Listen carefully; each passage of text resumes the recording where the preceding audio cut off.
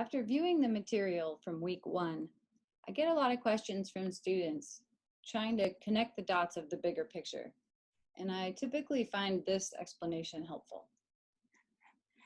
Here I have some points that are plotted in 3 dimensions. So imagine I have 3 variables, x, y, and z, and here are 500 observations along those variables. And so this is just a scatter plot. And as I rotate this data around, I learned that there's something interesting going on. And that's that this data is not really 3-dimensional. It's 2-dimensional data living in a 3-dimensional world. This is what linear dependence looks like when there are 3 variables involved. An example might be looking at rectangular gardens, and you have the length, the width, and the perimeter of those gardens. Because perimeter is 2 times length plus 2 times width. And you won't be able to uncover that through a simple correlation matrix, because perimeter may be correlated with length and width. Length and width may be correlated, but not perfectly so. It's only when you take all 3 variables together that you have this perfect linear dependency.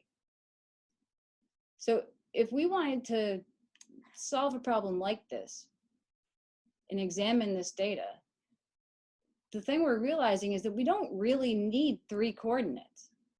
However, we can't just take a subset of the variables that we have now. For instance, if I take y and z and I drop x, the picture that I would get would look something like this. If I take y and x and drop z, the picture I'd get would look something like that.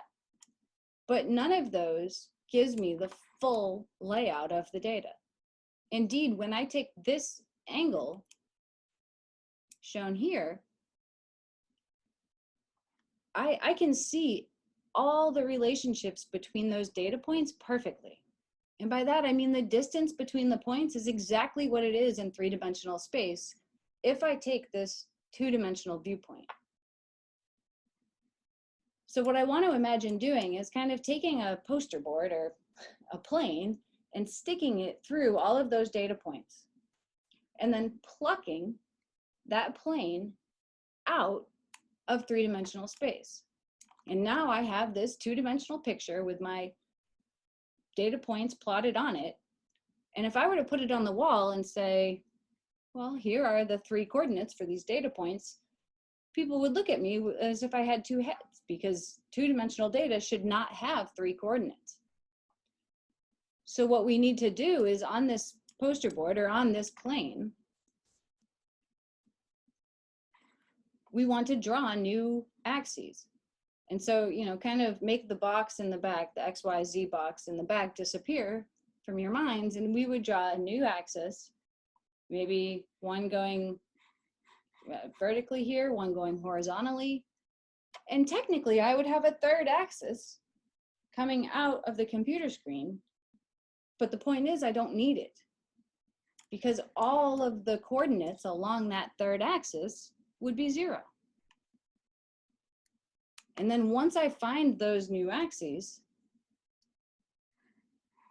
I have a new set of coordinates along those axes, but my data is perfectly represented in that new coordinate system because it's essentially 2-dimensional data. It's just not any pair of the 2 dimensions I had, X, Y, Z. It has to be written in a new basis to have a new set of coordinates. I hope that's helpful in allowing you to see the bigger picture.